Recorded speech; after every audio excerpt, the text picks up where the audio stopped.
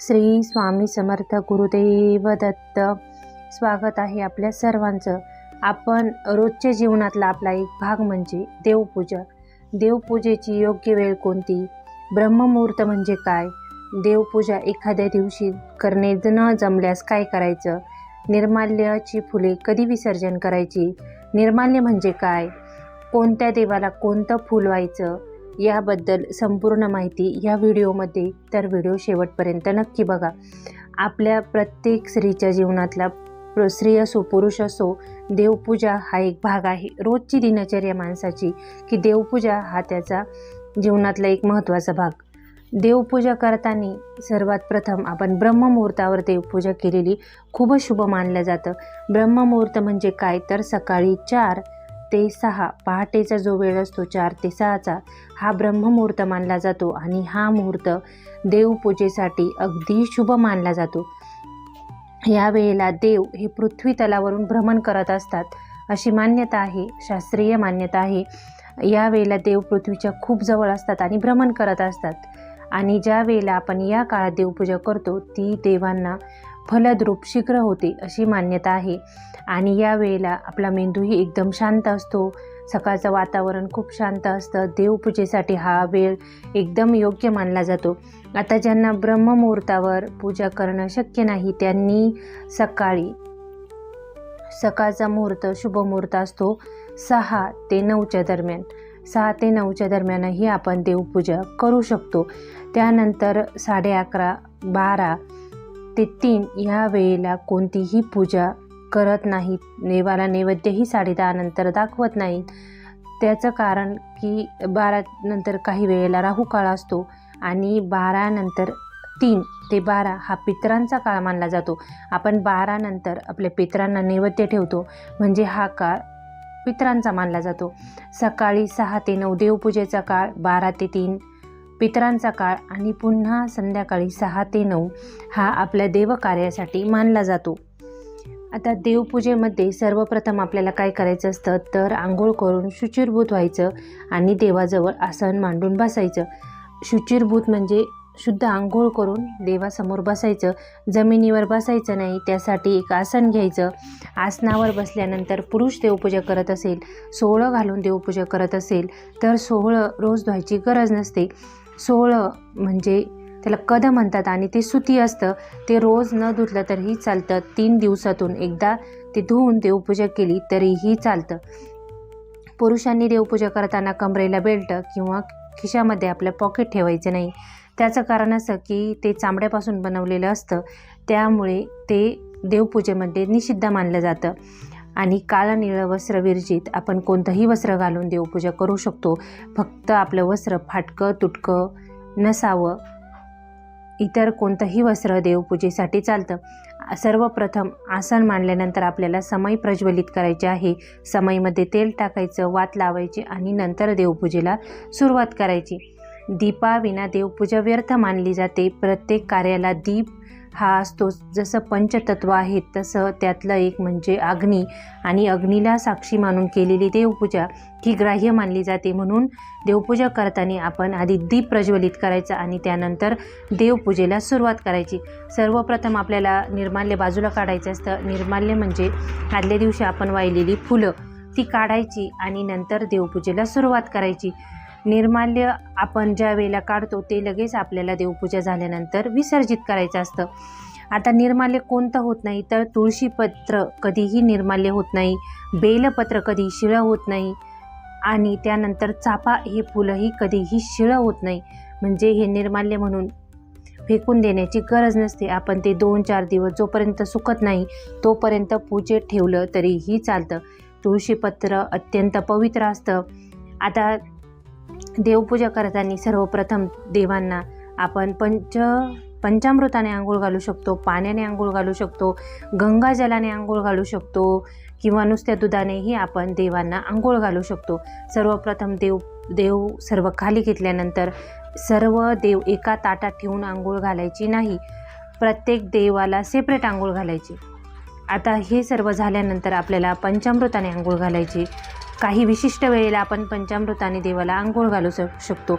जसं मंगळवारी आई भगवतीला, शुक्रवारी महालक्ष्मीला, पंचामृताने आंघोळ घालायची. स्वामी महाराजांना गुरुवारी प्रत्येक वेळेला प्रत्येक गोष्टीचं वेगवेगळं महत्त्व आहे त्या दिवसाला, की त्या दिवशी आपण कोणत्या देवाला आंघोळ घालायची आहे.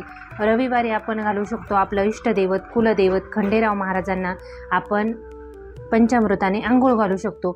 जर आपण रोज साध्या पाण्याने आंघोळ घालत असेल तर विशिष्ट वारे विशिष्ट देवांना ह्या पंचामृताने आपल्याला आंघोळ घालायची आहे. महादेवाच्या पिंडीवर सोमवारी. आता यानंतर आंघोळ घातल्यानंतर देव स्वच्छ कोरडे करायचे. आसन देवाखाली दररोज बदलायचं. जर रेशमी आसन असेल आपल्याकडे तर रोज बदललं नाही तरीही चालतं, पण आपण जर साधे आसन वापरत असो तर आपण रोज आसन बदलायचं. देवाखाली आसन टाकायचं. सर्वात श्रेष्ठ रंग कोणता तर पिवळा रंग. पिवळा रंग समृद्धीचं आणि सुबत्तेचं प्रतीक आहे. पांढरा रंग ही शांततेचं प्रतीक आहे. हिरवा रंग समृद्धीचं प्रतीक आहे. आणि त्यानंतर फक्त निळा आणि काळं वस्त्र आपल्याला देवपूजेत वापरायचं नाही. काळा रंग सर्व देवपूजेत सर्व देवकार्यात निषिद्ध मानला जातो आणि निळा हा राहूचा रंग असतो.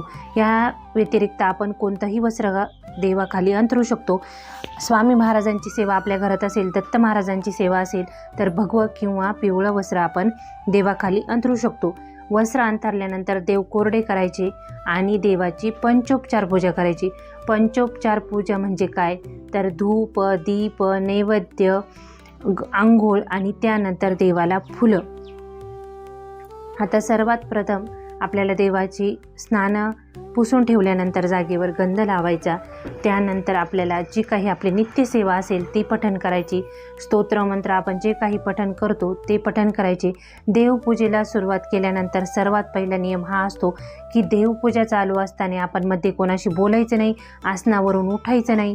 त्यानंतर देवपूजा पूर्ण झाल्यानंतर निर्माल्य वाहत्या पाण्यात प्रवाहित करायचं. नसेल वाहतं पाणी तर ते रोज आपण आपल्या घराबाहेर ठेवून एखाद्या झाडाच्या बुंद्याशी ठेवलं तरीही चालतं, किंवा आपण कधीही तीर्थाटना गेल्यानंतर त्या क्षेत्रामध्ये निर्माल्य प्रवाहित केलं तरीही चालतं.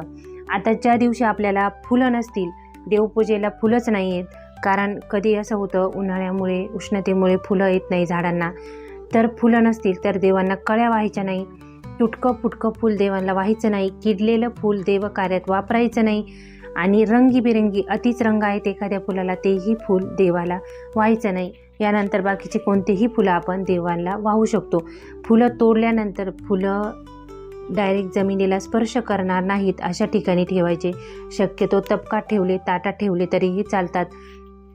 फक्त त्या फुलांना जमिनीचा स्पर्श करायचा नाही एकदा तोडल्यानंतर. आता ज्या दिवशी फुलं नाही त्या दिवशी तुम्ही फक्त देवाला अक्षत वाहू शकतात. अक्षदा वाहिल्या तरीही चालतात. मंत्रपुष्पांजली म्हणून आपण अक्षदा अर्पण करतो. फूल नसलं तर तसंही आपण फूल नसेल तर अक्षदा वाहायच्या आहेत.